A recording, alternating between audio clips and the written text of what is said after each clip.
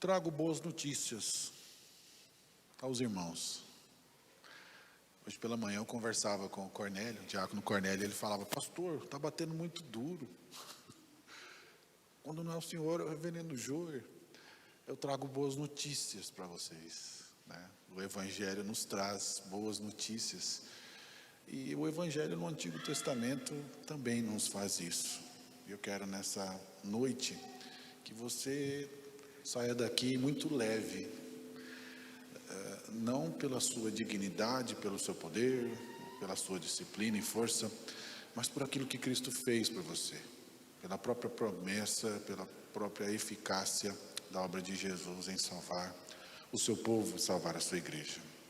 Ao pensar em uma boa notícia para introduzir esse sermão, fiquei pensando em várias ilustrações e o que mais me tocou foi aquela circunstância, logo após a crucificação de Cristo, naquele momento anterior à crucificação de Cristo, Pedro se depara com Jesus sofrendo todos aqueles ultrajes e Pedro é questionado se ele era um discípulo de Cristo. Na verdade, ele não é questionado, ele é identificado como um discípulo de Cristo. E Pedro começa a blasfemar contra o Senhor. E fica aquela situação, Cristo morre crucificado, ele ressuscita, e Pedro tem um momento de reencontro com Jesus. E esse reencontro para Pedro deve ter sido muito, mas muito doloroso, muito penoso. Que situação, né? Como muitos podem usar o jargão, né? Que climão, sem graça, Pedro vendo Jesus ressurreto.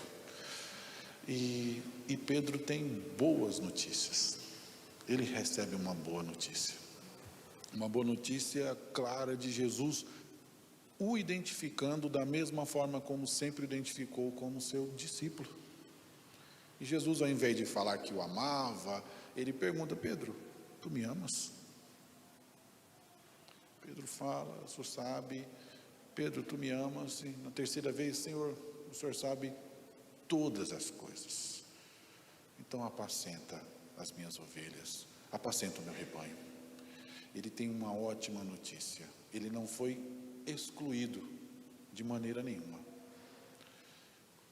do discipulado e da caminhada de seguir a Cristo. Eu quero te convidar a identificar isso também lá em Ezequiel, capítulo 37, até o verso 14. Nós vemos um contexto, a partir do versículo do capítulo 34, nós vemos um contexto de boas notícias. Ezequiel trouxe muitas notícias ruins ao povo. Juízo, sofrimento, o povo já estava sofrendo o juízo, já estava sofrendo as consequências do seu pecado, mas a partir do capítulo 34, ele fala da salvação do rebanho de Yahvé, ele fala depois no 35 da restauração da terra de Yahvé, ele fala da restauração da honra desse Deus Yahvé, do único Deus, e nesse 37 ele vai falar também da restauração do seu povo, que nos toca de forma tão importante também nesse momento. Ezequiel 37. Veio sobre mim a mão do Senhor, ele me levou pelo Espírito do Senhor e me deixou no meio de um vale que estava cheio de ossos. E me fez andar ao redor deles. Eram muito numerosos na superfície do vale e estavam sequíssimos. Então me perguntou: filho do homem, acaso poderão reviver esses ossos? Respondi: Senhor Deus, tu sabes. Disse-me ele: profetiza a esses ossos e dize-lhes: ossos secos, ouvi a palavra do Senhor.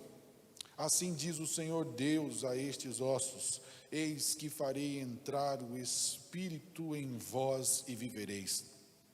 Porei tendões sobre vós, farei crescer carne sobre vós estenderei pele, e porei em vós o Espírito e vivereis, e sabereis que eu sou o Senhor. Então profetizei segundo me for ordenado, e enquanto eu profetizava, houve um ruído, um barulho de ossos que batiam contra ossos e se ajuntavam, cada osso ao seu osso. Olhei, e eis que havia tendões sobre eles, e cresceram as carnes, e se estendeu a pele sobre eles, mas não havia neles o espírito. Então ele me disse: profetiza ao espírito, profetiza ao filho do homem, e dize-lhe: assim diz o Senhor Deus, vem dos quatro ventos, ó Espírito, e assopra sobre esses mortos para que vivam. Profetizei como ele me ordenara, e o Espírito entrou neles, e viveram, e se puseram em pé, um exército sobremodo numeroso. Então me disse: filho do homem, esses ossos são toda a casa de Israel. Eis que dizem: os nossos ossos se secaram, e pereceram a nossa esperança, estamos de todo exterminados. Portanto, profetiza e dize-lhes: assim diz o Senhor Deus, eis que abrirei a vossa sepultura, e farei sair dela, ó povo meu, e vos trarei a terra de Israel. Sabereis que eu sou o Senhor, quando eu abrir a vossa sepultura e vos fizer sair dela, ó povo meu. Porém em vós o meu espírito, e vivereis, e vos estabelecerei na vossa própria terra. Então sabereis que eu, o Senhor, disse isto e o fiz, diz o Senhor. Irmãos, dentro desse contexto de boas notícias, nós encontramos a apreensão de Ezequiel diante de um momento ímpar.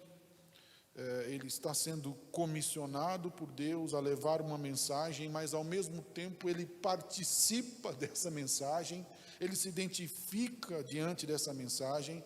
É uma mensagem de salvação aos exilados. O povo de Deus estava sob o juízo, Nabucodonosor já tinha passado, já tinha destruído toda a Jerusalém, o povo já era levado cativo, e o povo então sofria as consequências do seu pecado. O povo não tinha mais esperança de retorno, né? Os seus entes queridos morreram, a sua terra foi destruída, a sua cidade, os seus portões, só o desalento tomava conta desse povo. E é em meio a esse sofrimento, por causa do juízo de Deus ao seu povo, que Deus conclama o seu profeta, que Deus chama o seu profeta a trazer a mensagem de Deus, não do profeta, mas do próprio Deus, a esse povo desalentado, desse povo totalmente desanimado. Ele tem boas notícias, Deus tem boas notícias para o seu povo. E as boas notícias de Deus é que Deus é Senhor também para a morte. Nós observamos dentro de todo esse contexto: veio sobre mim a mão do Senhor. Queridos, não me pergunte como isso aconteceu, mas de alguma forma Ezequiel foi tomado pelo Senhor, provavelmente, não literalmente, mas em um transe. Ele está ali tomado pelo Espírito, e ele tem essa visão desses ossos secos, e ele está ali totalmente pasmo, tremendo, e vendo algo tão terrível diante dos seus olhos. Deus o conduz diante da morte. Deus o está incluindo dentro desse contexto exatamente com toda a sua força. Há um impacto muito grande dessa visão em Ezequiel. Ele está realmente aqui pasmo diante dessa situação. A mão do Senhor está sobre ele, veio sobre mim, e ele me levou pelo Espírito, e ele está diante desses ossos secos. É tão importante destacarmos, o texto vai se utilizando da palavra Espírito várias vezes. É muito importante nós entendermos adequadamente o Espírito aqui. Aqui é o Espírito de Deus que o conduz sobre o seu Espírito, mas nós veremos que essa palavra ruá, que dá ênfase ao Espírito, ela também fala do fôlego de vida e desse sopro de vida que Deus tem sobre o seu povo, sobre toda a humanidade, onde Ele traz vida. E é diante desse contexto que ele é transportado a ter essa visão e assim ter contato com a boa notícia que Deus haveria de dar diante da morte. Deus não é alienado. Deus não é um Deus que abandonou a sua criação ao seu próprio pecado. Deus não é um Deus birrento que falou: tá certo, vocês querem viver uma vida de pecado, vocês me ofenderam, então vocês serão lançados à sua própria sorte. Não, Deus sabe, Deus conduziu todo o juízo sobre o seu povo, toda a morte que assolou o seu povo, e Deus sabe que não só a morte física assolava o seu povo, mas a morte espiritual também. E nós observamos nessa cena tão interessante 3 coisas que deixaram Ezequiel perplexo. Ele ficou perplexo primeiramente com o número de ossos secos, eram muito numerosos. Deus o conduziu à visão desse vale, os ossos estavam ali e eram muitos. Isso o deixou pasmo diante dessa situação. Era uma catástrofe. Quando imaginamos os ossos, já nos depararmos com uma ossada, já seria algo que nos deixaria talvez no mínimo assombrados, quanto mais um exército de uma ossada diante dos seus olhos. Ele está perplexo diante disso.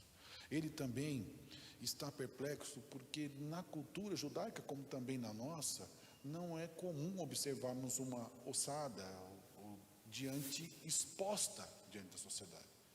Quando alguém morre, ele deve ser sepultado, e para o judeu isso é muito forte. Eles têm um apego muito grande à ideia do sepultamento, há uma cerimônia, há ritos adequados para o sepultamento, e ele está pasmo, porque ali são ossos largados, esquecidos, e ele também está surpreso, porque como a ênfase no texto, esses ossos são sequíssimos, já fazia tempo que aquela tragédia havia acontecido. Não era algo iminente, não foi algo que aconteceu de supetão, é algo que aconteceu já há muito tempo sobre a casa de Israel. Nós veremos mais à frente. Toda essa figura está destacando tão claramente a desesperança desse povo que se vê assim, assolado pelo juízo de Deus, pela mão de Deus que pesou sobre eles. Destruídos, secos, mortos, se sentem desolados, eles não conseguem perceber a presença de Deus, eles não conseguem perceber o cuidado de Deus, não há força, não há vida, não há nada, há apenas desprezo e desalento e abandono.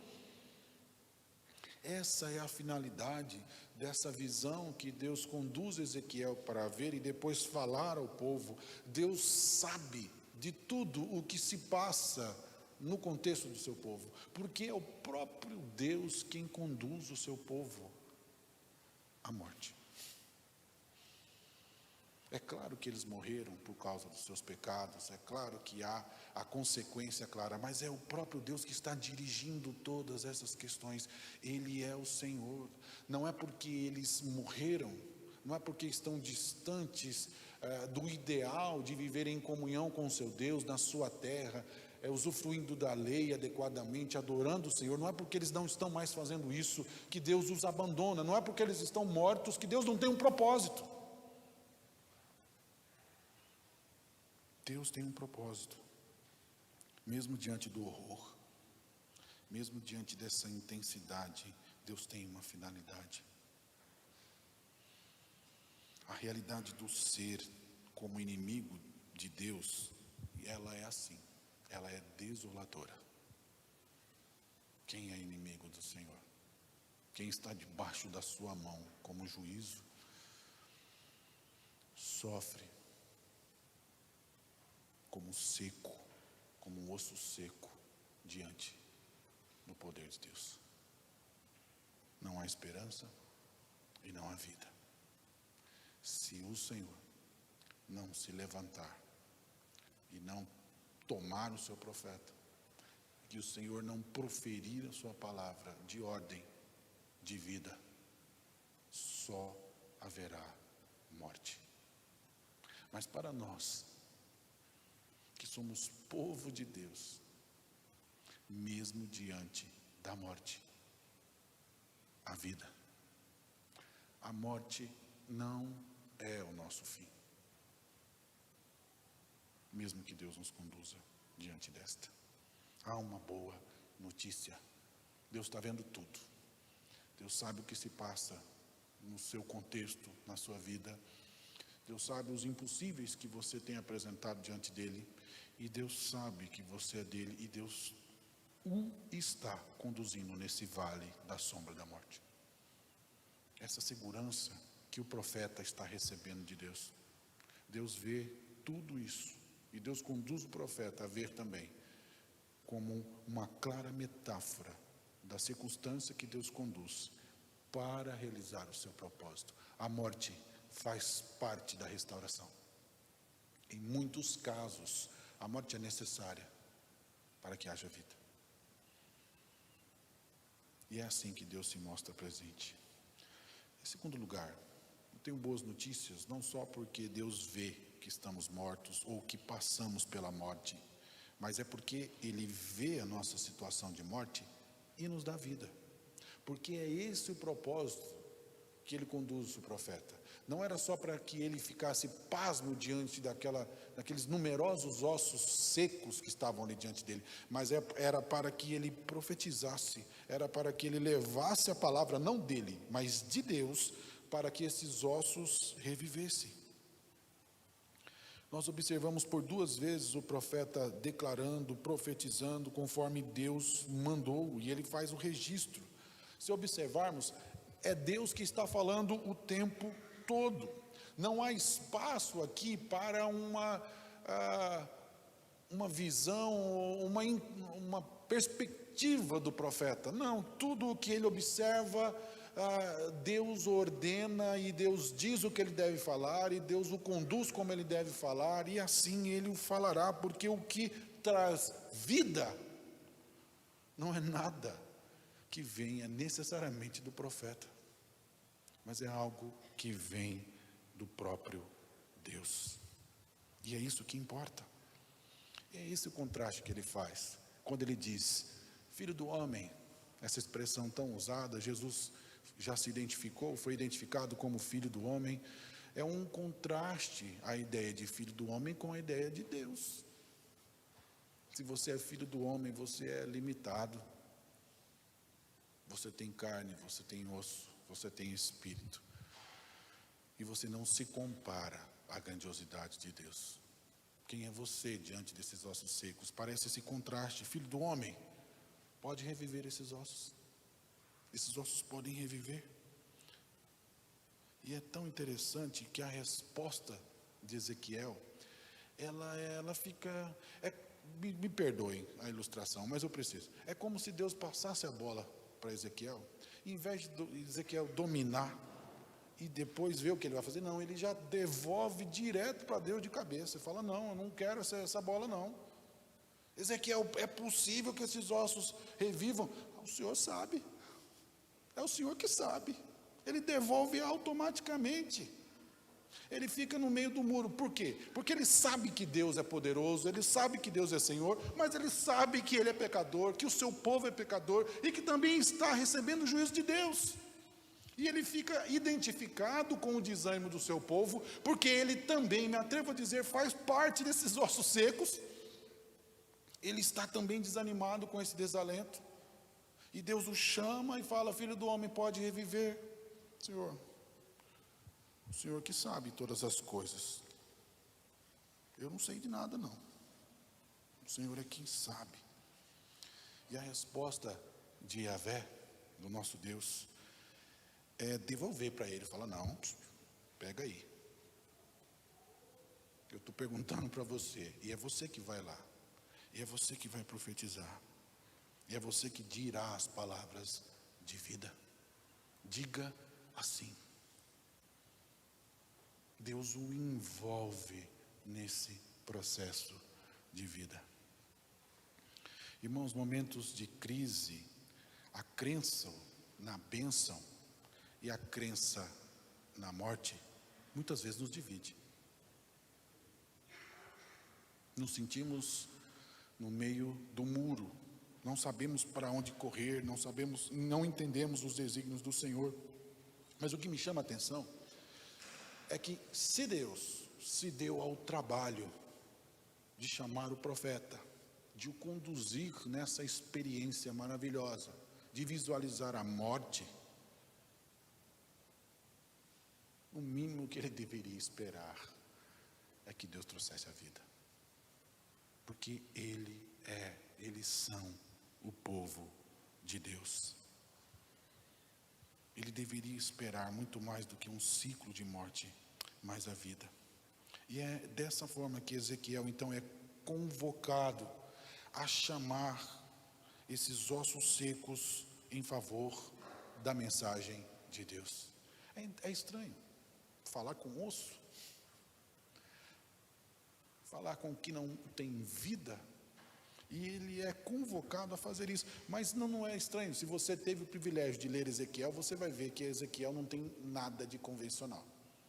Você vai ver na sua linguagem, nas suas formas, nas suas expressões, ele é extremamente rude em alguns momentos, nas suas expressões que ele usa. Então ele não tem nada de convencional. E dentro dessa questão, nós observamos claramente essa figura que Deus se utiliza para mostrar dentro dessa crise que Ezequiel deveria profetizar a esses ossos secos. A partir do versículo 4, disse-me ele: profetiza a esses ossos e diz-lhes: ossos secos, ouvi a palavra do Senhor. É tão importante para nós, dentro dessa ideia, que nós observaremos dentro desse contexto, esse chamado para profetizar trará algumas consequências que nós vamos chegar mais à frente. Mas toda essa consequência, vemos no versículo 5, assim diz o Senhor a estes ossos: eis que farei entrar o Espírito em vós e vivereis. Toda essa profecia, toda essa ideia dos tendões se formarem, da carne se formar, da pele se formar, apenas traz um corpo sem vida. Tem muita gente vivendo sem vida. E é essa a ideia. Até que o Espírito, como eu disse anteriormente, o fôlego, aqui o Espírito é o fôlego de vida, é o mesmo Espírito que Deus soprou para Adão quando ele deu vida, eu creio assim, quando ele formou do barro Adão, e ele soprou sobre ele e assim deu vida. Assim também é a mesma ideia do sopro que Deus dá sobre estes ossos, sobre esse corpo agora formado, mas sem vida. E toda essa ideia nos remete à conclusão de que diferença faz eu ser um bando de osso acumulado, ou eu ter um corpo com carne, com pele, sem o sopro de vida, sem necessariamente o sopro do Senhor. Ele é quem conduz o sopro de vida, e é somente em Deus que isso se origina. Não tem outra forma. Para experimentarmos tudo isso, é necessário que Deus sopre sobre nós. Não há nenhum processo de reavivamento que possa ser produzido simplesmente pelo fato de orar, ou simplesmente pelo fato de ler a Bíblia, ou simplesmente por uma disciplina eclesiástica. O reviver vem de Deus. É Ele quem sopra o seu Espírito sobre nós. Então há esse interesse todo nesse versículo 6 que observamos em diante. Ele começa a mostrar exatamente o processo inverso de decomposição. Porque ele vai falando, porém tendões, crescer carne, pele e espírito. Ele está mostrando exatamente, olha, vocês morreram por causa do pecado de vocês escolheram a consequência, vocês perderam a vida, vocês perderam a sua carne, os seus tendões, perderam a pele, perderam tudo. Eu vou dar exatamente tudo isso da forma que eu desejo. Eu inverto todo esse processo, porque Deus tem o poder para fazer isso, para reviver esses ossos. E muito mais do que trazer uma vida químico-biológica ao corpo, mas é para trazer vida espiritual. Nós observamos no contexto que o processo todo tem um fim, não mais tão somente de restaurar o povo, porque pense bem, o povo era muito seguro de si. O povo tinha o templo, o povo tinha a lei, o povo tinha a terra prometida, o povo era o povo eleito de Deus. Tudo isso é muito importante, é um presente que Deus concede ao seu povo, mas não traz uma segurança para que esse povo se firmasse nisso e se afastasse de um relacionamento autêntico com o seu Deus. Esse mesmo povo que tinha a lei, que tinha o templo, que tinha a terra, que era um povo eleito, era o povo que subia aos montes para idolatrar outros deuses, que adoravam outros deuses, que cumpriam com seus ritos cerimoniais e religiosos, mas ao sair dali já se comprometiam com a adoração de outros deuses, já se comprometiam tão somente com seus interesses, até que veio a morte. E depois da morte, Deus trouxe a vida. Deus reverte esse processo. E no versículo 7 e 8 é interessante ele falar sobre isso, porque ele escuta os ossos batendo com os ossos, né? Ele está perplexo com essa situação estranha. Imaginar osso batendo com osso. E depois que tudo se forma, o fôlego de vida chegando. E esse fôlego é interessante, meus irmãos, soprado pelo próprio Deus, como observamos no versículo 9. Profetiza ao Espírito, profetiza ao Filho do Homem e diz-lhe, assim diz o Senhor Deus, vem dos quatro ventos, ó Espírito, e assopra sobre esses mortos para que vivam.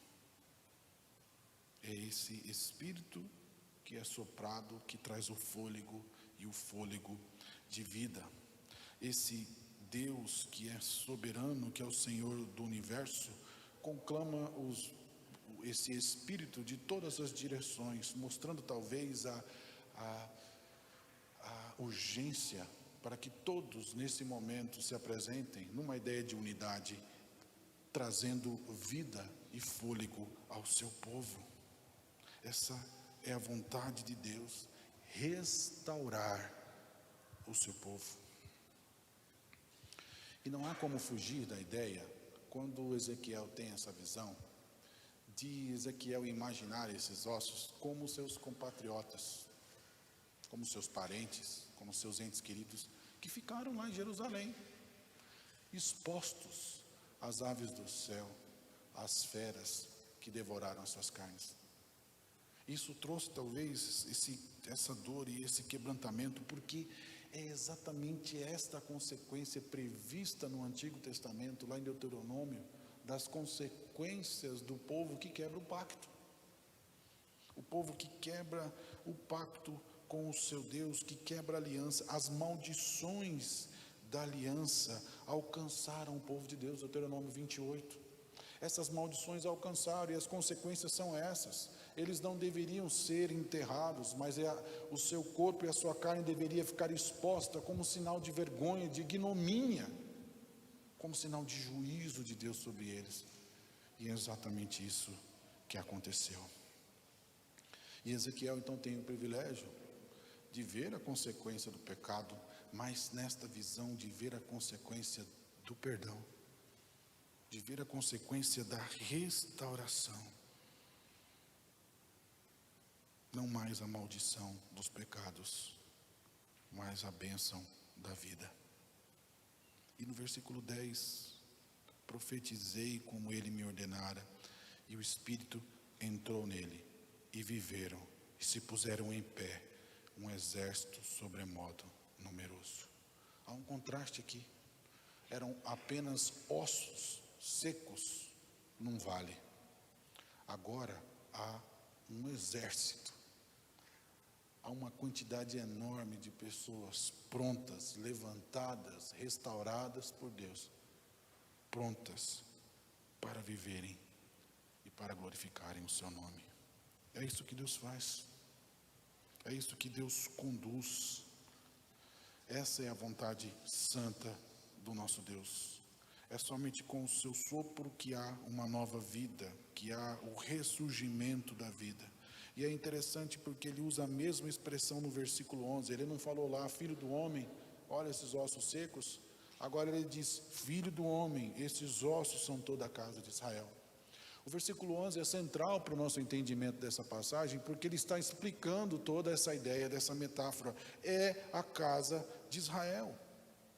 As boas notícias de que Deus é o Senhor, não só na morte, não só na vida, mas no fim. Deus tem um fim para nós. Deus não nos salvou, nos tirou do império das trevas para vivermos da forma que nós bem quisermos, para vivermos debaixo da influência do mundo e sobre os nossos interesses carnais. Deus nos tirou das trevas para a luz, para nos conduzir com um fim e com um propósito claro. Nós somos levantados das nossas sepulturas com um propósito claro de engrandecer e de adorar o nosso Deus. Esses ossos que estavam na superfície do vale eram talvez muito mais do que as vítimas das guerras de Nabucodonosor, mas eram um povo que sofria sem nenhuma esperança diante do juízo de Deus. Um povo que lamentava, um povo que se via como ossos secos, um povo sem esperança, um povo destruído, voltado tão somente ao seu pessimismo. Eles não encontravam nenhum ânimo e fôlego nas promessas de Deus. Que terrível chegar ao ponto de falar, não, Deus não vai fazer mais nada. Deus não pode mudar isso. Deus não pode mudar as nossas condições. Deus não pode mudar a minha vida. Deus não pode mudar o que eu tenho enfrentado. E é exatamente esse o contexto de morte que esses ossos exemplificam nesse contexto. E o versículo 12 vai nos conduzir pela primeira vez a uma ideia de esperança. Quando vemos claramente, ele diz, portanto, profetiza e dize-lhes, assim diz o Senhor Deus, eis que abrirei a vossa sepultura. Queridos, eles estavam desesperançados, porque não tinham onde encontrar esperança mesmo, a não ser que Deus soprasse sobre eles. A esperança estava assim. E é exatamente nesse contexto que ele volta à ideia de trazer esperança a um povo que não tinha esperanças. Há uma boa notícia. E Yahvé está dizendo que ele haveria de abrir a sepultura e que haveria de trazer nova vida. Olha só, são coisas importantes dentro dessas boas notícias que ele traz. É Yahvé que vai abrir a sepultura, é Yahvé que vai declarar e que vai levantar esse povo das sepulturas. É Yahvé claramente que não só vai abrir a sepultura, vai tirar o povo da sepultura, mas vai conduzir esse povo a uma nova terra. Gente, essa é a ideia tão clara: divindade, povo, nação e terra. O Antigo Testamento é algo tão claro, e no Novo também. Quando fala-se de nova terra, é a esperança. Terra é sempre algo desejado pelo povo, não só o povo de Deus, mas qualquer povo. E essa terra, Deus está prometendo ao seu povo. Ele levanta, ele tira da morte e ele conduz esse povo com um fim, com um propósito de viver para ele, com ele, durante toda a eternidade. É uma boa notícia, sim. Esse povo que estava arrasado é um povo agora que terá um relacionamento com Deus, porque Deus assim o fará. Essa é a notícia da nova vida, muito mais do que uma vida física, há uma vida espiritual. E em Cristo, nós observamos esse pleno relacionamento que podemos ter com Deus. É nele essa promessa. Quando ele diz: sabereis que eu sou o Senhor, quando eu abrir as vossas sepulturas e vos fizer sair dela, ó povo meu, porém em vós o meu espírito vivereis, e vos estabelecerei na vossa própria terra. Muito mais do que um cumprimento étnico, judaico aqui, que Deus assim o fez, é o cumprimento claro de que o seu povo habitará com ele para sempre e eternamente. Disse isto e o fiz, diz o Senhor. Podemos ver claramente o evangelho aqui, segundo Ezequiel. Há uma boa notícia de esperança. O Senhor não apenas é um Deus dos viventes, mas Ele é um Deus dos mortos, e que traz vida a um povo desesperançado, em rebelião, colhendo as consequências da maldição, e que se encontram com o reavivamento, com uma nova vida, por causa da esperança e da misericórdia de Deus. A mensagem dessa noite é uma mensagem de esperança. A mensagem que esse texto nos revela é que, independente das circunstâncias que eu e você possamos enfrentar, se nós pertencemos ao Senhor, nós não nos limitaremos à morte e nem mesmo à vida. A nossa vida encontrará toda satisfação no fim proveitoso de gozarmos eternamente da presença de Deus. Essa é a grande notícia. Não tem nada melhor do que isso, do que saber que nós vamos passar por toda e qualquer circunstância para chegar lá no fim e vivermos com o Senhor, na terra administrada por Ele, com o povo santo dEle, louvando e o engrandecendo para todo sempre. Quem garante isso? A igreja? Não. Disse isso e o fiz, diz o Senhor. É Ele quem fará. Isso não é nenhuma motivação para que você viva dissolutamente, acreditando que de qualquer forma Deus fará, mesmo que você não se comprometa com Ele. Não. Pelo contrário, é uma motivação para que você se comprometa com Ele, com o seu reino, porque Ele o sustentará. Não é para você se desapegar ao Senhor e à sua palavra, mas é que você se agarre nele, na sua palavra, nas suas vestes, no seu poder, no seu reino, e saiba que nada poderá te retirar, porque Ele soprou sobre você, porque Ele promete até o fim dos nossos dias que nos sustentará e nos conduzirá para a sua honra e para a sua glória. Grande Deus, seja bendito para sempre, ó Pai. Nós muitas vezes temos vivido uma vida que desagrada ao Senhor, e só nós sabemos, ó Pai, como é doloroso estar longe de Ti, ou nos sentirmos longe de Ti. Mas a Sua palavra vem e nos dá uma nova vida, e ela nos garante a promessa que talvez já havíamos esquecido, de que o Senhor estaria conosco até o fim, de que o Senhor está conosco até o fim. Eu suplico a Deus que o Senhor me fortaleça, que o Senhor fortaleça o seu povo e a sua igreja, no seu santo propósito, e que assim se destaque, ó Deus, essa esperança, esse regozijo que a sua palavra nos traz, mais do que a palavra do profeta, é a palavra do Senhor. Que eu e toda a sua igreja nos apeguemos a Ti, e que a sua palavra produza vida, e vida em abundância, porque o Senhor o diz, porque a autoridade é sua, porque o poder é do Senhor, e porque nós pertencemos ao Senhor. Em nome de Jesus, ó Pai, que eu suplico.